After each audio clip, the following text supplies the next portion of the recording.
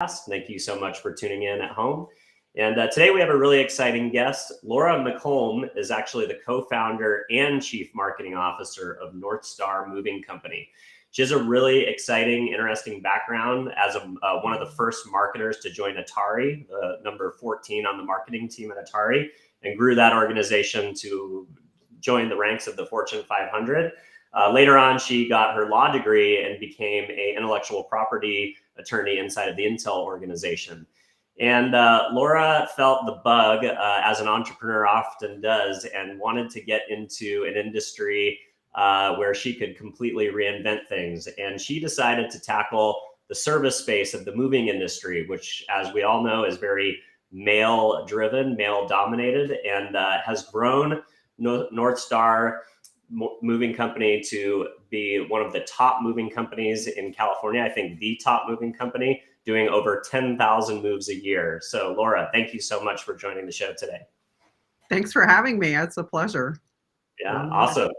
Yeah. So I know I briefly went through your bio, but do you want to maybe give us a little bit of additional color and just kind of some of the stops along the way in your career? I thought it was also exciting to learn that you graduated early and started college at 16, but would love to hear some more about your background. Yeah. So yeah, I did. I started university at 16. Wow. I skipped some grades, and my mother actually kind of wanted them to they were pushing to let me graduate earlier and go earlier, but my mom didn't want me to go off to university any earlier than 16. She thought that was a lot for a young woman to be, and I looked a lot older, which helped quite a bit, but what also made my parents very nervous that I looked older. I'm 6 feet tall. I'm 6'1.5", so I've always been tall. So people always expected me to be older. So I looked older, and so my dad was just like, "Wait a minute, like let's not let her out into college yet." So.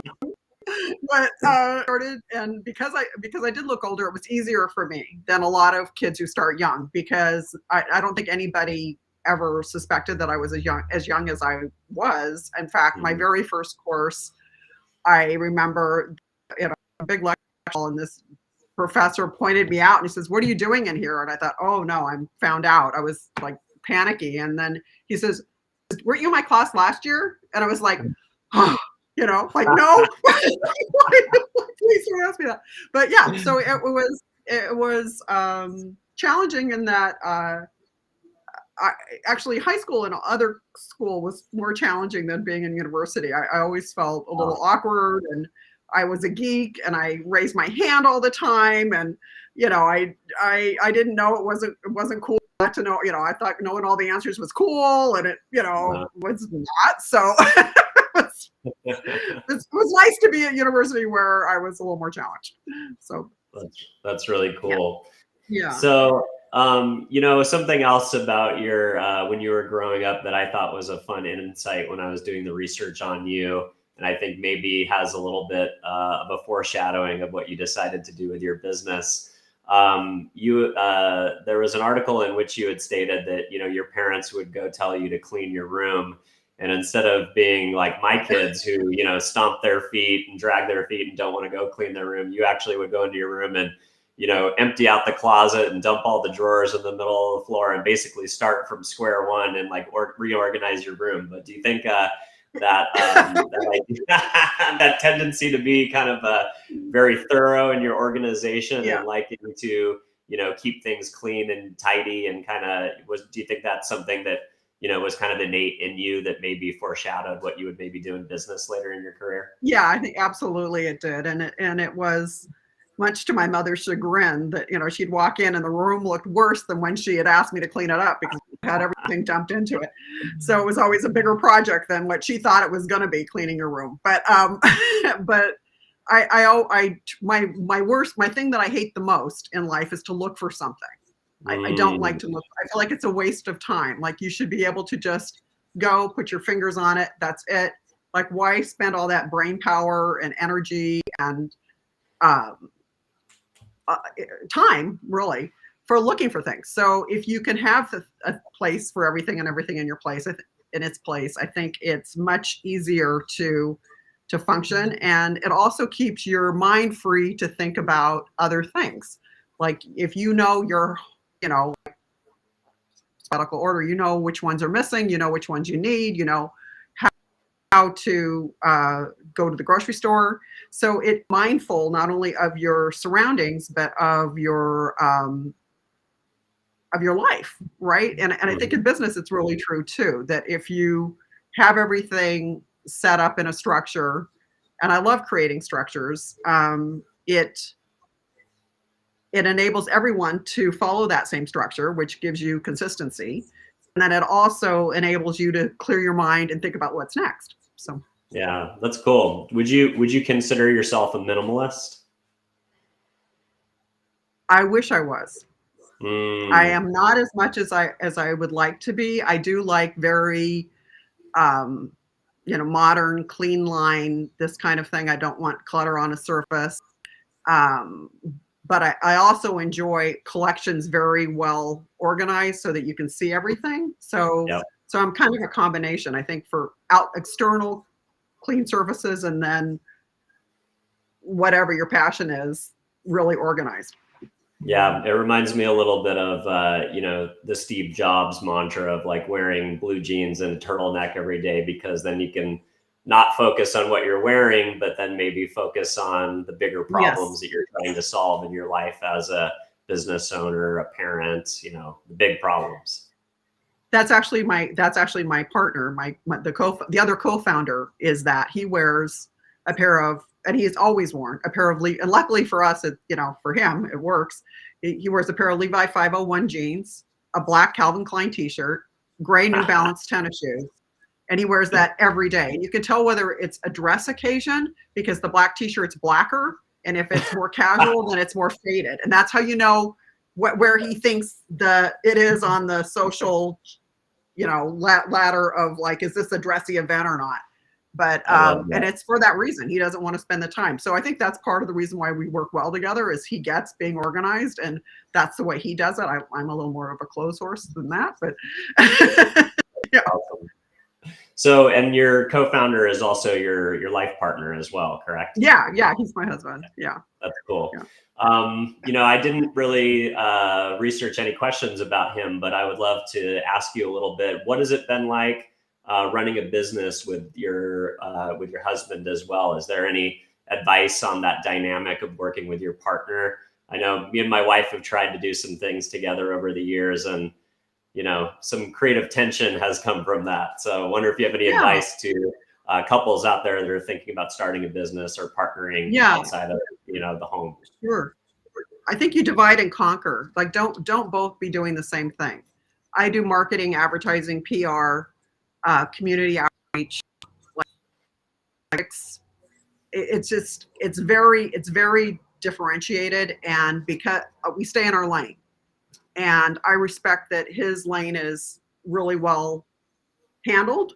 I know that he, it is. And I believe, I know he does respect that my lane's handled too. So I think that if you have, and we're very opposite, I'm a vegetarian, meditator, California girl, and he is an ex-special forces, military boarding school guy from Israel, So, we're just really, which is good, because then we have two very different points of view. And I think a lot of couples are married to people who are more similar to them. And I can see why that would be a conflict, because they both want to either, they both have a sense of like, this is how the design should look.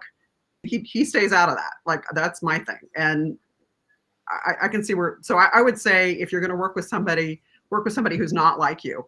And it's to your benefit, and it's also to your company's benefit, because then you have different points of view, different approaches. You're not in a situation where you have too many cooks in the kitchen, because you have different points of view. You're actually making a beautiful, stew. You're adding lots of different things, not just one thing over and over again. Yeah, I love that. It's almost not just good advice for how to partner with your life partner in a business situation, but really just team building in general. You want to pick executives that have strengths in areas that you don't, and you also want to be be able to delegate and not have to micromanage and, put your opinion or your signature on everything, which is hard on the marketing side of thing, because everybody has an opinion when it comes to marketing. We never go to the IT person and say, hey, why are you on this cloud server? But everybody's exposed to marketing, so they have an opinion on it. So I like that. That's true. Well, so you've done an amazing job as branding NorthStar Moving Company as essentially the moving company for the stars, really having a high-end, what I would consider a Rolls-Royce style offering. I think you've oftentimes compared the company to, what would it be like if your experience moving was the same as your experience staying at a Ritz-Carlton, which I think is great. You've really created your brand to be synonymous with a luxury brand. Can you tell me a little bit more about how you did this, and were you intentional in kind of going out there and wanting to cater to, the higher end of the movie stars and the kind of the who's who of the Los Angeles ecosystem? Was that initially your intent when you started the brand? In the very beginning, it wasn't. It was that we wanted to create a brand where we had integrity and we kept our word, and we did these old-fashioned things like show up when we said we're going to show up, under promise, over deliver, all of those concepts.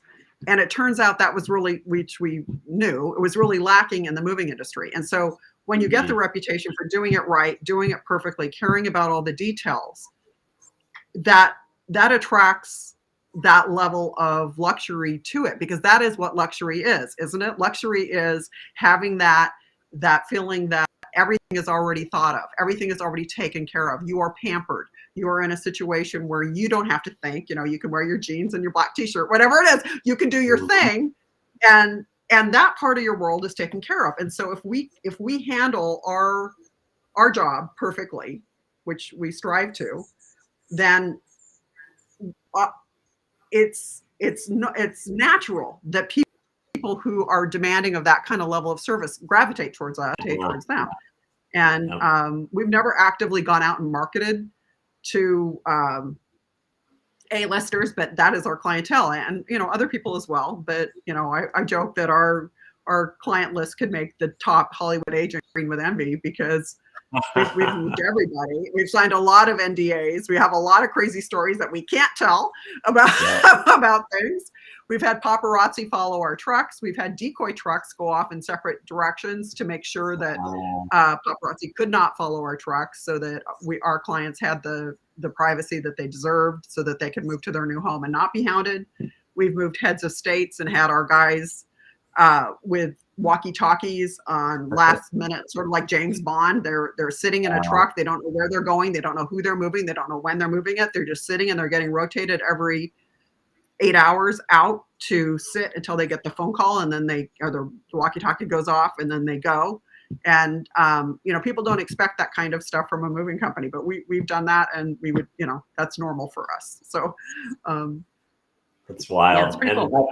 Have you been able to take some of those stories? Like I've seen, some of the ones that you just mentioned in other interviews. Obviously, you've been able to, where it makes sense. Like, I love the idea that you really, start with that perspective that, discretion is key, and, clients who are A-list really expect that. They don't want their, themselves used in PR and promotions, but obviously you have got permission from some very high level folks to share those types of stories. Have you been able to be intentional around, being able to pick a handful here and there to turn into customer stories and kind of use in your marketing?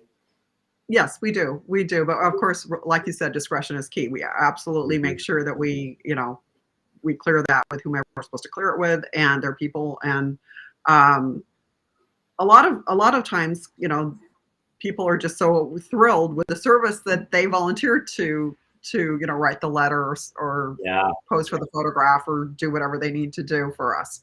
And we're always honored when they do that.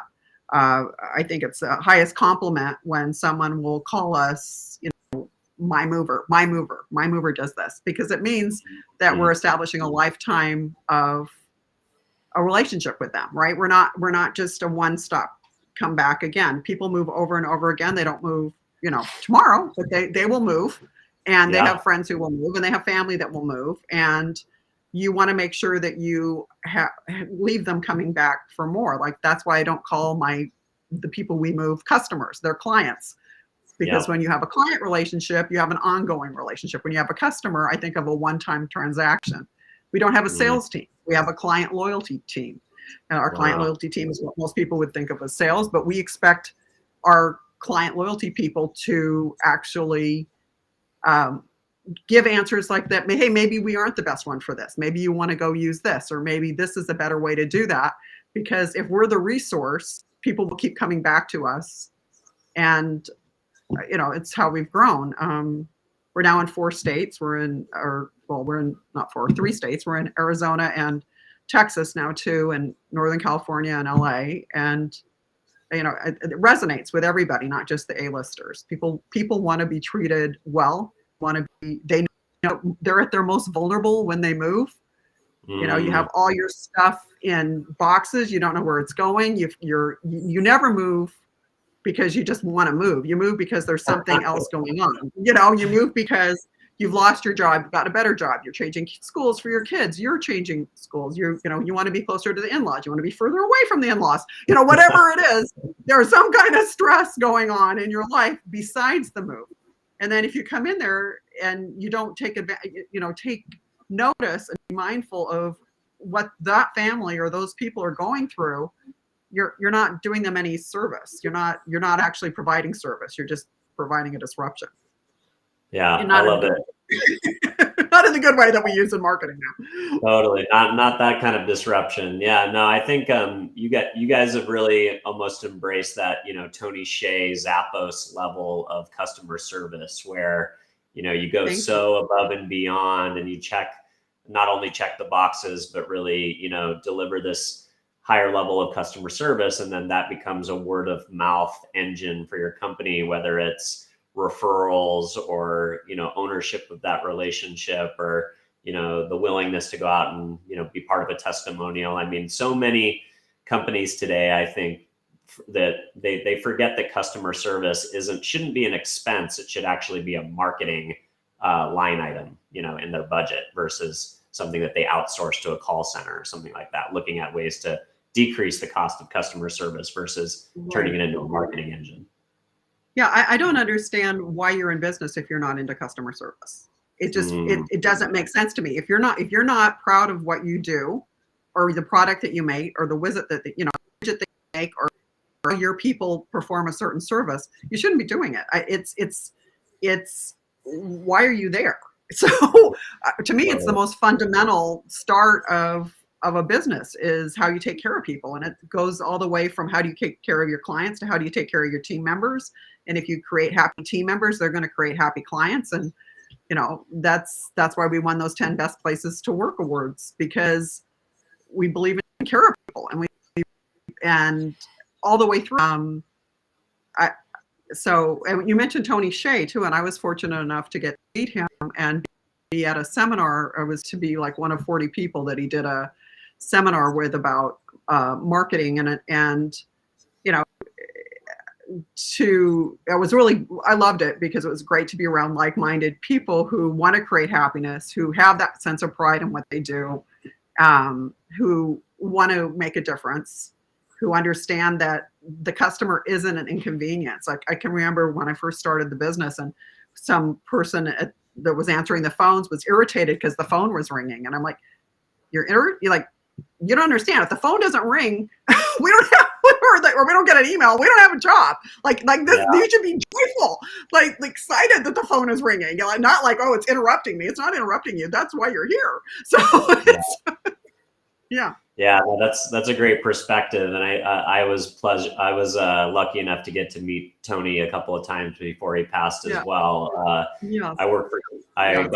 I got to work for Keith Ferrazzi for a period of time, and he came to one of Keith's events at TED, and then I also somehow ended up on his bus at South by Southwest one time. I went to some Vegas innovation event, and there he was. And what I thought was always really neat was he was a very approachable guy. But yeah, you know, talk So about humble. someone that really invented that that idea that, you know, customer service. It's almost today, you know, the idea. A lot of people talk about, you know, product driven marketing, like let the service be the marketing, as much as your campaigns or your advertising or your PR, things of that nature. Yeah. So, Yeah. awesome. Well, you know, I wanted to ask you, you know, you had mentioned in an interview, people often think of movers as somebody that's going to rip them off. They have a bad reputation. I have my own story there. When I was young, in LA, you know, moving into my very first house that we could barely scratch 2 nickels together to get the down payment. And, you know, we basically put everything into this house, and we moved from our, you know, little condo in Studio City to our first house in Toluca Lake, little 1-bedroom, you know, 1,000 square foot home. We, you know, sadly hired cheap movers. And I don't have any way to prove this, but, you know, because we were so frugal back then, we didn't put our money in bank accounts, because if we put our money into the bank account, we would end up spending it. So me and my wife we had a 5-gallon jug, like one of those big drinking water jugs. And we would just throw quarters and dollar bills in there, you know, all the money, all the cash that we got from our wedding. And it was about halfway full. I would guess that there was probably $2,000 or $3,000 in there.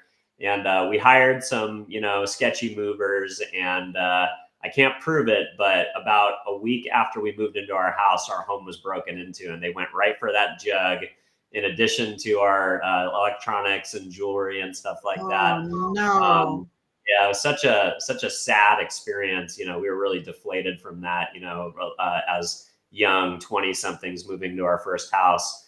But why, you know, you picked an industry that I think, you know, you really came in the way that Uber came in and disrupted, you know, the taxi industry. The taxi industry was overpriced, bad customer service, you know, cars that were kind of filthy and gross. I mean, you really came into an industry that was ripe for disruption and have disrupted it in a big way. But why do you think the industry has that reputation? I think that people didn't really see it as a service. They saw it as or service word that you and I have been talking about it. They thought they saw it as a transaction. They saw it as a transaction, right? So it's just, and they pictured movers. When most people picture movers, they think of big burly guys carrying big boxes and carrying them from point A to point B. And that's not what moving is. That's a really teeny tiny part of what moving is. And that the whole industry, or most of the industry, was based on this whole concept of big burly guys picking up stuff, moving it from point A to point B, and then not caring if they ever did it again for that same customer, just making the money on that one transaction.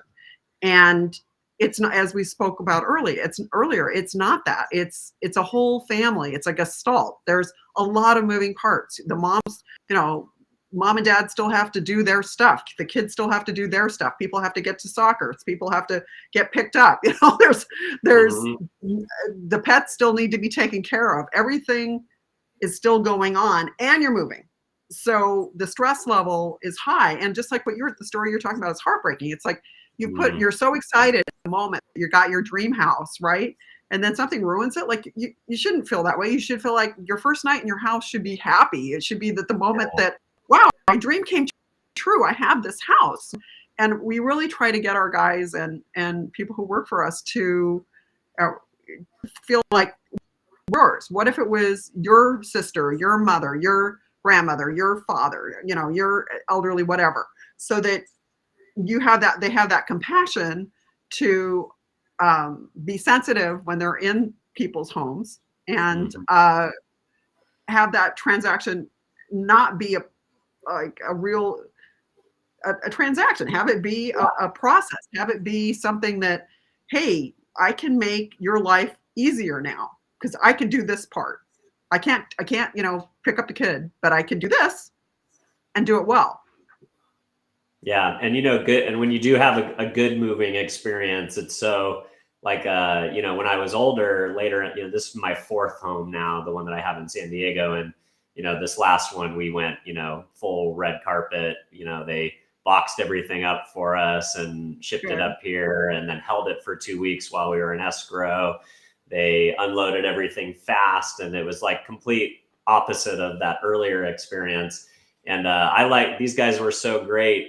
They saw my Cuban cigar collection over there in the corner, and I broke open a box and let them each have one because they did such a great that was sweet. job. Yeah, that's nice. So you definitely can tell the difference between a good and a bad service in this industry for sure. Yeah, you should really hire a mover based on reputation, not their was. Nobody with a great reputation overcharges. You don't get a great reputation by overcharging.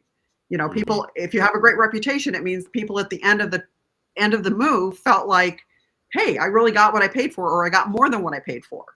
That's what gives you a great reputation. So that actually will absolutely guarantee that you're getting a fair rate. And people, I think, too often get focused on well, what's your hourly rate? Well, the hourly rate doesn't matter if half your stuff's broken when you get there. It's or it's missing, or it's So you coined a term, eco luxury. We've talked a lot about the luxury piece. Do you want to talk a little bit on the eco piece and kind of the green elements that you guys were early to adopt, natural gas and some of those things? Yeah, we use biodiesel in our trucks. Oh, biodiesel, yeah, biodiesel. Yeah, maybe it's my Berkeley vegetarianism coming out. My UC Berkeley background, but we started as a green company before it was fashionable to be green, just because I am who I am, and that was important to me, and I figured it was probably going to be, it was important to other people, and so from day one we opened as a green company, and we have and we made alliances to reduce, reuse, recycle with other companies. We have allegiances with somebody who recycles electronics domestically, so it doesn't end up in China as dump. We are, all of our boxes are made out of usable and recyclable materials, and they are up to the forest industry's standard for what should be recyclable. We don't use, it's a trademark name, bubble wrap. We don't use bubble wrap. We use eco bubble. Regular bubble wrap is a petroleum product. It doesn't biodegrade. What we use or eventually biodegrades, but it takes a long time, right? This biodegrades quicker, and it's same level of protection for items. So we've tried to really every aspect, and we're really open to, and this goes back to culture too, right? Every aspect of our move, you never know where a good idea is going to come from. For example, the idea to have our trucks be converted to biodiesel actually came from my assistant. You would think that would have come from the guys on the trucks or the dispatch guys or the warehouse guys, but no, she came to me like, hey, I see that Sony is doing this. Can we get that? And oh, can you research how much it costs? So now I'm a proud owner of a 10,000 gallon tank of biodiesel, which I never thought I would be. But we started. You just listen to people who can say, hey, we can do it this way and make it greener. We can do it this way and take better care for our clients. We can do it this way, and we're solving this problem. So I feel like our green initiatives, because people know that's good for us, attracts people that it's also true for, and then they come up with great ideas. So I love that. That's cool. And I love that you touched on the idea that concept actually came from your assistant, which is amazing, because I think that shows an organization that anybody can come up with a great idea. And you can't be so siloed off to think that somebody junior can't come up with an amazing idea too.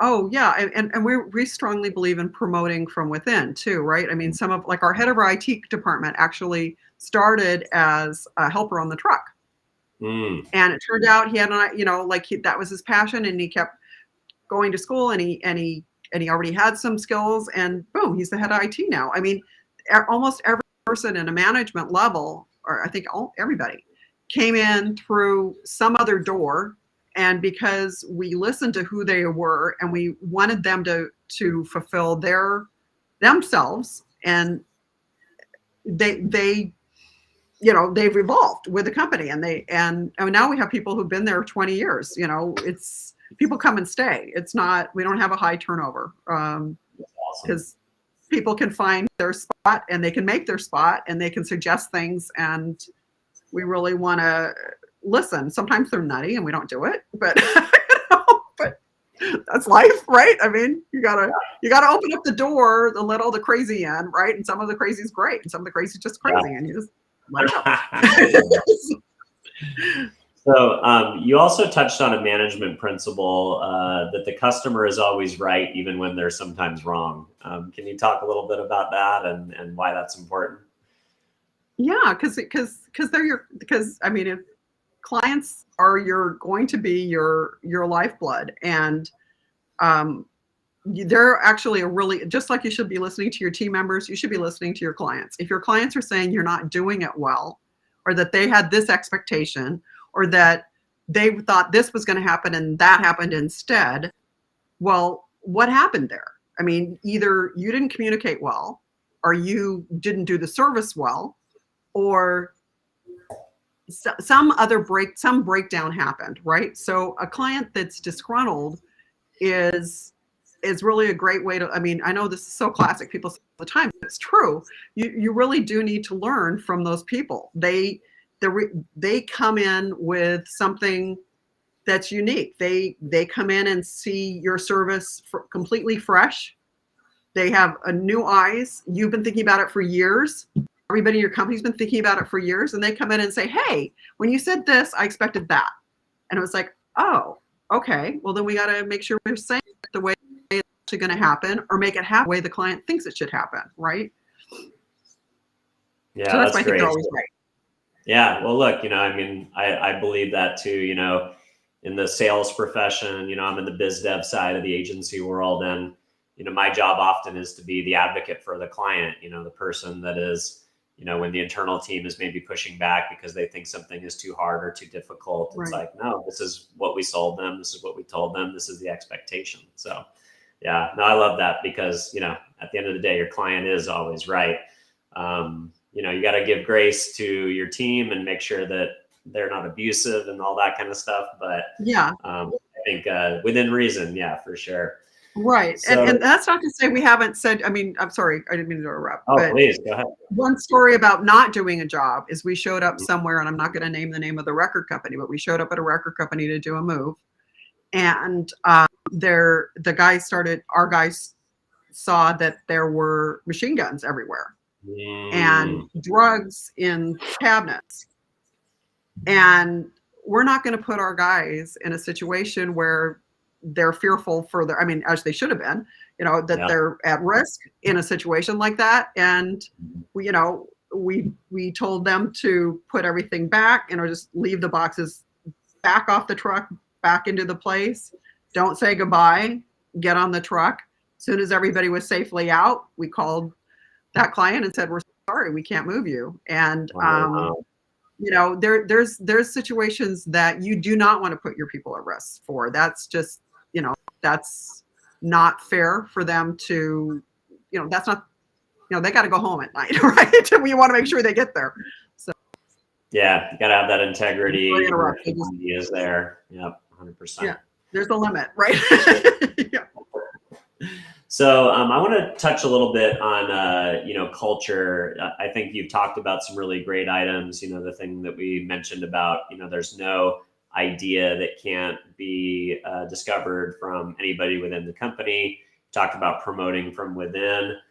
You guys have won over 10 Los Angeles Business Journal Best Places to Work awards. Another thing that I noticed from some interviews with you is that you are extremely passionate about supporting the causes and passions of your employees. I read a story where one of your teammates, received eyeglasses as a kid from, some organization that would go around the neighborhood and give eyeglasses to kids that couldn't afford them. So later on in life, you came alongside her to, support her in giving back to that organization. And I feel like that's such a great way to instill purpose within your teams. We know that Gen Z is the most purpose-driven workforce. They all want to work in jobs that they feel like they can have an impact and make a difference. And, sometimes it's not about working at a nonprofit. It's about a company like yours doing something as simple as helping people get from point A to point Z when they need to sell a house or go through a move. But then you have all these great philanthropical opportunities for your employees to get involved and, work with them as a marketing partner or participate with them financially.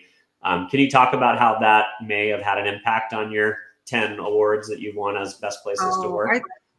I think people want to, you said it beautifully. It's people want to be valued. They want to know that that you care about all of them, right? What they care about, you care about. And when they bring you something like the eyeglass story, or we had another guy whose hometown and was demolished in a natural disaster, and so we had a clothes funding for them, and clothes drive for them. We have a food drive every year, and we were really lucky. The Los Angeles Regional Food Bank actually named us last year the top food drive of the year for all of LA Regional Food Bank. And so I'm really proud of that, and I'm really proud of all the difference that we're making in a community. One, because we're in the community, we're here to stay, we've been fortunate, and secondly, for the reason that you're bringing up, that it really empowers your team to feel like they can bring you anything. Like they can bring you the baseball team that needs the shirts, and you'll go ahead, you'll pay the money and have it the sponsor on the back because that's somebody's kid, and you'll order the glasses or what.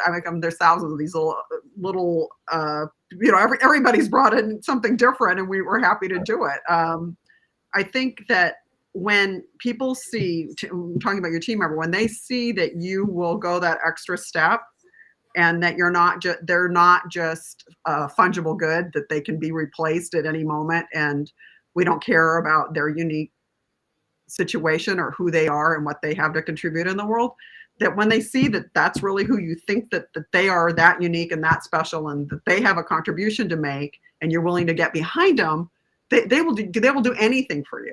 They will absolutely, the loyalty there is huge, and which is unexpected and a wonderful outcome, but it's because you've said, hey, my heart's with your heart. Like, that's where your heart is. Okay, let's go do that. I love that. And I saw you specifically are also the chairwoman of Claire's Place. Can you talk a little bit about, how did you meet Claire? How did you get involved in that organization, and why has that specifically been a cause that you've wanted to go to that level of integration with? Yeah, so Claire's Place Foundation was founded by Claire Wineland, who has since passed. And Claire Wineland was a young girl, and when I first met her, I was actually doing some stuff for Make-A-Wish, and she came in and had a wish that she wanted to have granted. And she had just come out of a coma and had CF, cystic fibrosis, and was the first kid to ever come out of this kind of coma and be able to live. And so I was expecting this ask to be huge for Make-A-Wish, because a lot of the other kids, they want the whole city to be dressed up like policemen, whatever. But Claire's ask was really simple. She wanted her bedroom that she shared with her sister to be decorated in a mermaid theme. That's what she wanted. That was it. And I was like, who is this person? Like, okay, we can do that. We granted her wish, and through granting her wish, I got to meet her and her family, who are lovely. And Claire had this amazing she was a little Buddha. I mean, she's been, if you Google Claire Wineland and watch her TED Talks, and her, this 13-year-old little girl who grew up to, 21, 22, she was very wise, very inspirational. And I was really drawn to her, and I thought, I want to shed my marketing light on her. And So we became her marketing team to try to get her out there, her vision out in the world about making a difference. And so when her family founded a foundation, they asked me to be on the founding board, and I said yes immediately. And here I am, I don't know, what is it, 10 years later, 13 years later, and I'm now the chairman of the board, and, pleased to do it. What the foundation does is families with cystic fibrosis, they end up with, a lot of times their child is in the hospital for extended stays. And one of the parents or both end up taking time from their job to sit bedside, and then they end up not being able to pay their mortgage or pay for other living expenses because they've chosen, instead of going to work, to sit with their kid in the hospital. And we feel like no family should have to make that decision. They shouldn't have to decide, am I going to pay mortgage, or am I going to sit with my kid, or am I going to pay rent or sit with my kid? So that's what we do. The Cystic Fibrosis Foundation, which is a great organization, they're looking for a cure. Mm-hmm. And so that's what they do. But we are actually working with families that have cystic fibrosis, and they're trying to just get through life. And right now there's been, I could go on and on about that. There's been huge developments there where people with cystic fibrosis actually are now living longer. And wow. Some of these people never thought they would live past 20, past 30. They don't know what to do. So now we have a new program where we're trying to give them skills to be able to work from home, because a lot of times they can't be in a public spot, right? So we're trying to transition them into the workforce in a way that they never thought they would, or also to help, like a mother who's going to have to be periodically, or father that's going to have to be very often in the hospital with their kid, to have another type of a job where they can take a laptop and sit in the hospital while their kid's in the bed and do some work from there, so that they can be more self-sufficient. So I'm really passionate about it, and I'm really honored that they keep asking me to be on the board, and now I'm the chairman. It's a great organization. It's very small, and it could use donations if anybody's Claire's Place Foundation.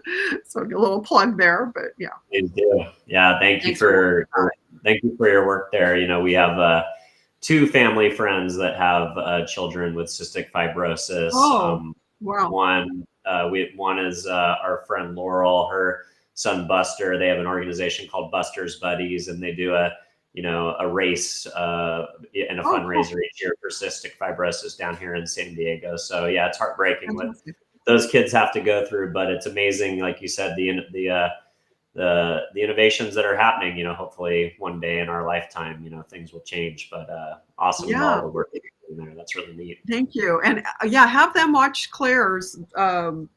I will. I'll send it to them. And Google her. CNN did a huge story on her, and BBC. She's got a lot of press out there, really highlighting the amazing impact she had on people, not just people that are that have cystic fibrosis, but anyone. In fact, she inspired the movie 5 Feet Apart. Wow. And she also, there's a documentary which is called Claire, the documentary, which is on YouTube, which I highly recommend for people to check that out. And it talks about her amazing ability to stay positive in horrible situations. It was made by Nick Reed and Ryan Acevedo, and Nick won an Academy Award for his work on a Women in Room as being the producer for the Women in Room 6. So it's very quality. It's beautifully done, and it really captures the essence of who Claire was. So it's highly recommend that. I'll have to check that out, and I'll link to it in the show notes as well. Thanks. Okay. Yeah, my pleasure. So I wanted to switch gears a little bit, going back again, putting on your CMO hat.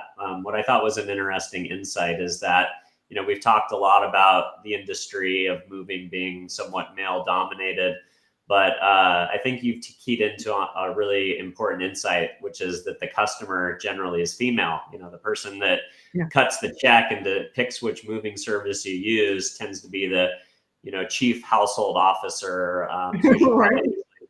the wife within the couple who's, making that decision. I know at least it has been always in the 4 times that we've had to do it. It's been my wife.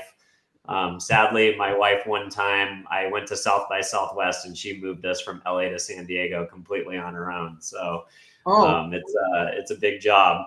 But can you talk a little bit about the benefit that you've had as kind of, as a female marketer with a female perspective, really thinking about that female-centric customer? How have you used that to your advantage in your marketing? Oh, sure. Absolutely. I think we touched on a little bit about, I think, what the industry was formerly doing, or it still does, is it thinks of 2 men in a truck, right? Moving something, burly guys, and picking up a heavy load and move point A to point B. And it doesn't take into account that it's a family with so many other things going on. And that I think that I hate saying this because I think it sounds sexist, but the female perspective is, it's a more like, there's a lot else going on. Like, this is just one teeny tiny part of what the move is. And if you come in if you come into moving with the perspective of, let's handle all of those things for this person. So we have equal luxury packages, like we have a nanny service that'll come in and take care of your kids, or we have a chef who will come in and first meal if you don't want to have pizza that night, or we have Oprah Winfrey's own dog trainer will come in and train your dog to be able to be in your home, in your new house, or we have an allegiance with people who have goats who can come out and clean your goat. I mean, I know you talked about that earlier, you and I off camera, that the goats come in and they clean, in LA, you got to worry about fires. So they clean the hillside for you when you're moving into your house. So it takes care of, and we have people who come in and do feng shui and just anything that you need to make that new empty place be a home, not just a house, right? And in order to have your whole family identify with that place as home, what does that take? And we try to have all of those types of services that can get people over that hump of that moving is terrible to moving is a new opportunity, and that I should have a happy moment and a happy first night. And if I set that up, then I'm going to have a happy life, and that's going to ripple out hopefully to the community, right? That you're going to have a happy people, team members. It's going to have a happy client. It's going to have a happy family. That's going to have a happy community, and it just ripples out. So you got to take care of people. So that's part, and I think that's the female perspective on it, and or at least mine. And the other part is that I didn't ever, like, if you look at marketing for moving companies, what they always advertise is trucks and boxes. That's what they show you. Like, if you go to their websites, go to our website, NorthStarMoving.com, you will not see trucks and boxes, because I always feel like restaurants don't show you forks and plates. Like, hey, we got forks and plates. Like, it's like, well, duh, you better have forks and plates. So it's like, so I don't understand the mentality of like, well, let's show them our trucks and our boxes and our moving guys. Like, you're a moving company. Of course you have that stuff. Like, what else do you got? It's like,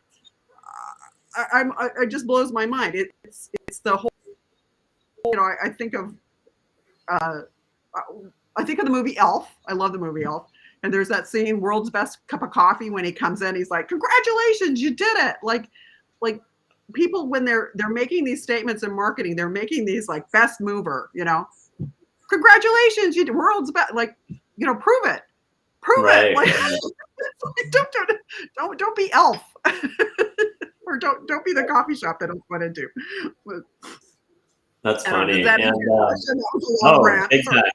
No, that's great. And I was also fascinated by, some of the, let's call them adjacent services that you provide in and around the moving experience, such as, the goats to eat the brush, or celebrity dog trainers, nannies to take care of the kids, feng shui.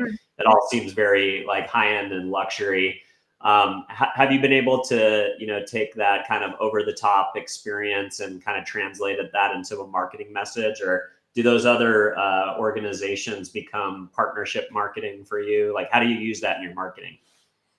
I think we use it in the sense that showing somebody that you have that skill set and that you've thought about all of those things, like if they go onto our website and they see all the packages we have, if you're thinking about all the things that we've thought about, you realize that you're going to do the core thing well. Like obviously you've got the boxes and the trucks and the guys down, like you got that part. But what you've also got is all these other parts of the whole picture, right? So in order to actually, I think it's about building trust, right? I think in order for someone to absolutely trust you with their whole life's possessions, you need to show them a level of core competency that should be more than just the basic trucks, guys, boxes, right? It should be, I know what moving is, right? I know all the parts of what moving is. So you don't have to know it. All you have to do is look through there and think, wow, maybe I'm not going to hire all these people. But I got to make sure my dog is babysat that day. So maybe I got to ask the neighbor to do it. So I think it helps people think about, what do I need to do? And we also have checklists, and we have packing for people who don't want to pack themselves or who want to pack themselves. We have lots of videos and how-tos to give them the skills of, if you're high end, you can hire us. If you're the lower end, you can look at what we do and think, okay, how can I replicate that so that everything's taken care of? Yeah, that's great. You're kind of giving away your knowledge so all spectrums can, participate in your service, not just the high end. Right. Yeah, I love that. Yeah, not everybody can afford all that, but if they can. Totally. Right. So you touched on the idea that you guys are now moving into other states, other cities. I read somewhere that is also part of a franchise strategy.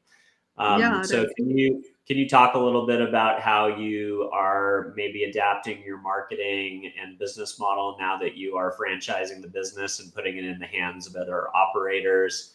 How do you find great operators that you can trust with this marquee brand that you've built and this high end of the service spectrum? Like, how do you find good operators, and how is your marketing changing?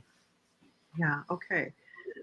We are franchising, but our goal is not to expand quickly. I mean, a lot of people who are in franchising, they want 150 or 500 units all over across the country right away. Boom.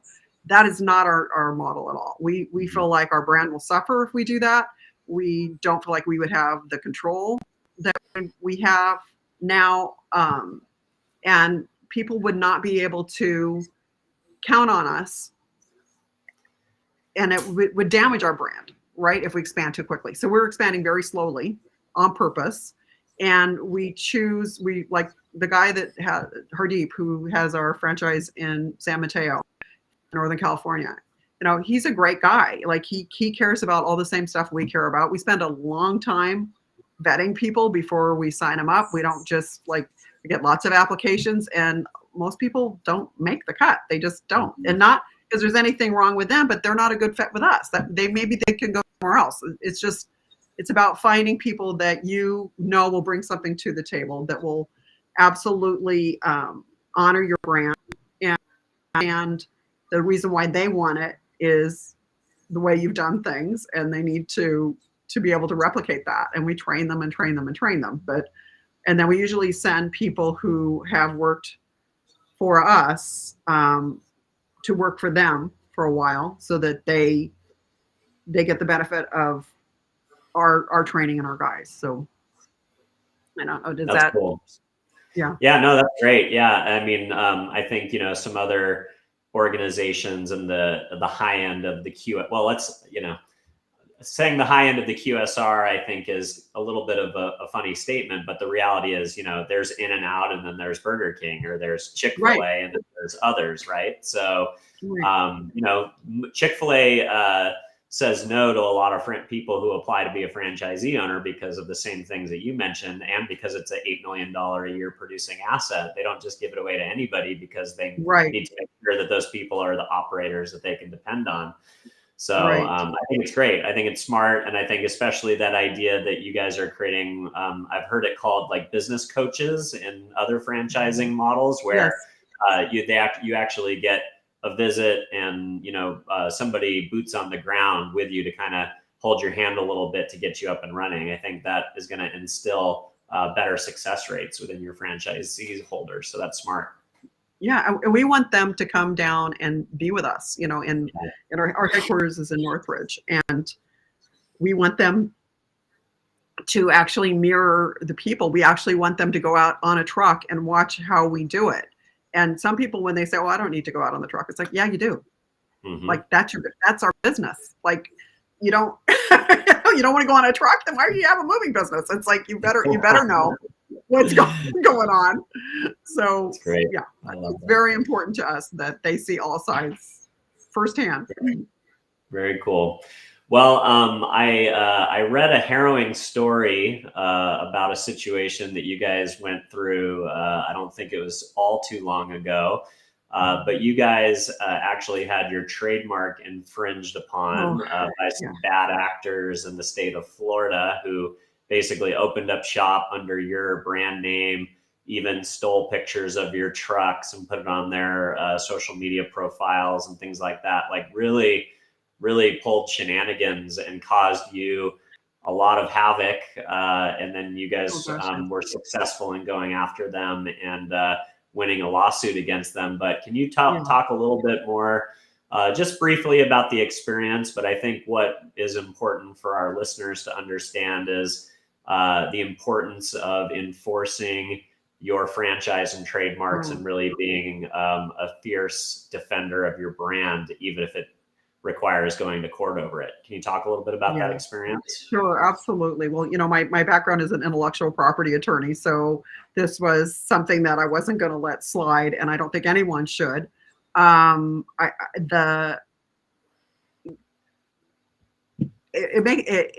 It was very upsetting, emotionally upsetting, to think that somebody was using your good name and causing really terrible. They were doing terrible things to people. They were putting things on the truck and then wanting money for the stuff that was already on the truck or not delivering and just on and on and on. It wasn't just that it was bad what they were doing, and they wouldn't stop, and they were, sent cease and desist letters, etc.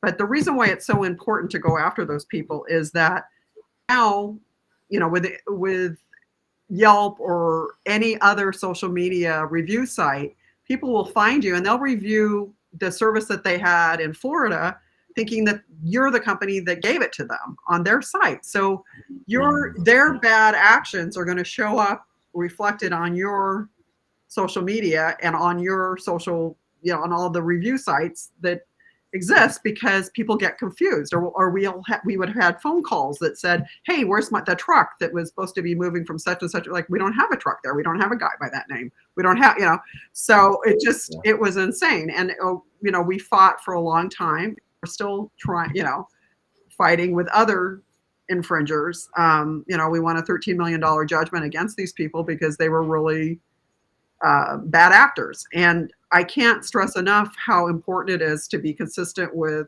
how you use your name. Like it's NorthStar Moving, or NorthStar Movers, and NorthStar Moving Company. We have 3 federally registered trademarks. We also have those trademarks in Canada and Europe. And we absolutely make sure that we mark our whether circle R or TM until you get the circle R. So register your trademarks and then police your trademarks. And policing your trademarks can be as simple as hiring an attorney that will put a watch on those registered trademarks to see if somebody else is trying to register them. It's also to look at things like a Google alert set up so that you get notification when somebody uses your name. Also do domain name tools that will show when your URL is being opened by somebody else so that you can shut it down before they even start using your name. And then, of course, monitoring, and everyone should be doing this anyway, right? You should be responding to all your customer reviews. And just because you want to give them good service, but also you want to be policing, like, that doesn't make sense. We didn't actually do that move. That's somebody else doing that move. And then contact those people and find out who was it that moved you, so that you can go after them down. And you're only as good as your reputation, right? And and someone who's using your name can really tarnish it. And we're very thankful that we got the judgment that we did against these people, and that we're very serious. I mean, we will not, somebody uses our name again, we will go after them. We don't hesitate. It's I've worked hard. Everybody's worked hard to be where we are, and nobody, we're not going to let somebody use our good name for their benefit. Yeah, well, I think it was enlightening to read the interview in which you talked about this in great detail. And, I think it was interesting to see that it's a bit of an epidemic inside of the moving industry specifically. It almost, made me think that, it's like there's these interesting categories of business where there's still these nefarious bad actors. And it seems like moving is one of those spaces that still has a little bit of that issue for whatever reason. But it was great to see, hey, whatever the case may be in trademark infringements, you have to do all the things that you said, that's just good social media hygiene and understanding, what conversations are out there that are happening about your brand, whether it's something as serious as somebody impersonating your brand or just being, a good steward of your brand as far as customer service conversations and social media on Yelp reviews. It was great to see that you guys, it must have been a stressful journey to go through that, but congrats for the judgment that you guys won. Yeah. And hopefully you have some satisfaction in that, and the financial return that you guys will be able to collect on sounded significant. So congrats on the outcome, at least. Thank you. Yeah, I applaud our legal team. They did a great job, and our marketing team did a great job of capturing all of that. And you also should make sure that our client loyalty team, probably your sales team, they know to document. Like, don't just write it off if somebody calls up expecting that you're a different company than you are. Find out what that means. Document that. Get that phone number. Trace that down, because that could be something. So don't, I'm very thankful for our whole team to be so vigilant. They knew that something was wrong. Like, that's not how we treat our people. And that was enough to get it up so that we got eyeballs on it. Right. Yeah. No, that's great. So I want to touch briefly on my segment of the marketing ecosystem, which is the creator economy, influencer marketing, people with large followings on social. You, based on the level of clientele that you guys have and the location that you guys are based out in Los Angeles, have obviously been the beneficiary of celebrity endorsements.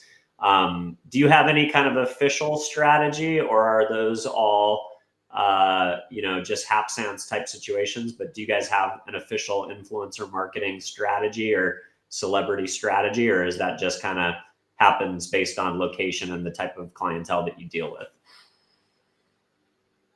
If you're asking if we solicit celebrities and influencers, we don't. They come to us, and I think that's the highest form of compliment. So we get influencer requests weekly, if not more, and then we vet them and make sure that we want to be identified with their brand. So our strategy really is in weeding things out, which we're really fortunate. That's not what most people have to worry about, but we do. We take a look at who are you and do we want to be associated with you or not. So so we're not just like, hey, any influencer. Lord knows there's a lot of wackadoodle stuff out there on the it's like, ooh. So so we're fortunate. And then we do have a team then that takes a look at that, who approaches them, who figures out whether or not we're going to move them, how we're going to move them, et cetera, when it works. So, and with celebrities, we go through a check and balance to make sure that, it's a skilled team. They're all skilled, but they understand what an NDA means, what, you're not going to be taking selfie, just the whole. And we're fortunate, like I said before, we had paparazzi one time following us. This was actually, we can talk about this one, Angelina Jolie They were bribing. They were trying to bribe our guys just to open up the boxes. They were offering a mover $1,000, and this was years ago. So it was, I mean, $1,000 still is money, right? Sure. Just open up the box and take a picture. And I'm so proud of our guys that they just kept thinking, hey, if this was my mom or my sister, I would not want somebody taking a picture of the inside of a box. Like, that's just creepy. And they said no, and they thwarted the paparazzi's whole program of trying to get them to show them the inside of those boxes and let them in, and just crazy. But yeah, no, I love that. Some brands are the beneficiary of having lots of inbound requests from influencers and celebrities. And what I always talk to those brands about is, hey, sometimes just because people are reaching out to you doesn't mean they're the right fit. Right.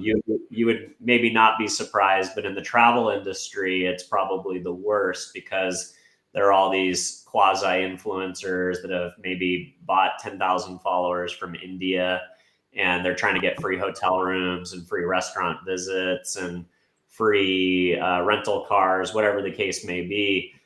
So, I think a big component of having a successful inbound campaign is figuring out, okay, well, if we're getting a decent volume of inbound requests, how do we create a process in which to vet these, not only for the artistic parts that you mentioned, which are the brand fit, brand safety piece, but do they have real followers? Do they have a high engagement rate? Which means, exactly. Engagement rate's really key, isn't it? Yeah. Yeah. It's a big major Absolutely. driver to know if that particular partnership will be impactful from any kind of a business result perspective. I would say that's probably the number one predictor of, financial success, whether that's leads or sales or whatever, is a high engagement rate. But yeah, that's great that you guys have. Consistently so, right? And not just a recent high engagement, a high engagement that they've repeated over and over again. That's what you want to look for. Yeah, totally. A recent engagement rate can sometimes be, again, manipulated by technological tricks and things of that nature. So, all right. Well, Laura, this has been a really fun interview. We're coming down to the final stretch here. So, what are you most excited about the future in your what's next over the next year or so for the company? What are you most excited about? I'm excited about the franchising. I am. I feel like I say that cautiously because I really do want to keep vetting people. And I think that expanding like that would be great. I also feel that more and more people knowing the level of service that is possible, I'm hoping will actually raise the bar all the way across the industry. And it has. Mm-hmm. It has. It's not happening as quickly as I wished it was, but I think that people are demanding more. And what I really hope for is a well-educated populace, right?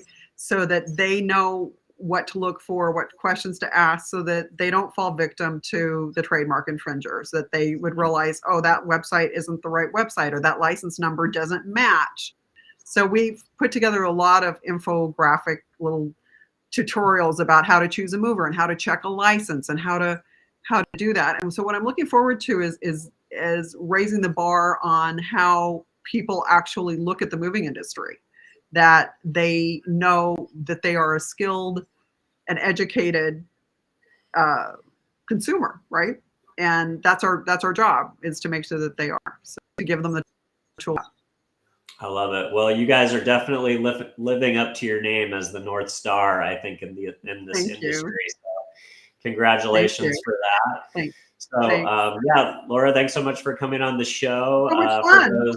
That was a great conversation. And for those of you who are following along at home, if you enjoyed this conversation today and you want to see more like them, please subscribe or follow us wherever you happen to be listening or watching the podcast. Don't forget about those reviews. If you give us a 5-star or a positive review on whatever podcast platform you're listening to, that helps us reach more people with the show.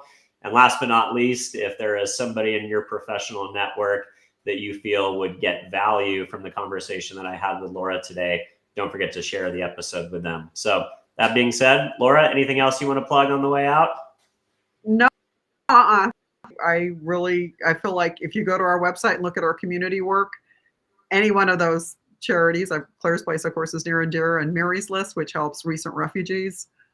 And the food banks. I mean, you know, I can keep going. Don't give me an opportunity to plug. Just Oh, it's totally fine. too many Well, to plug. yeah, we're very appreciative of all the work that you do in the community and the nonprofits in which you serve. So thank you for that. Thank you. Thank you. All right, everybody. We'll see you again shortly. Thank you. Thanks.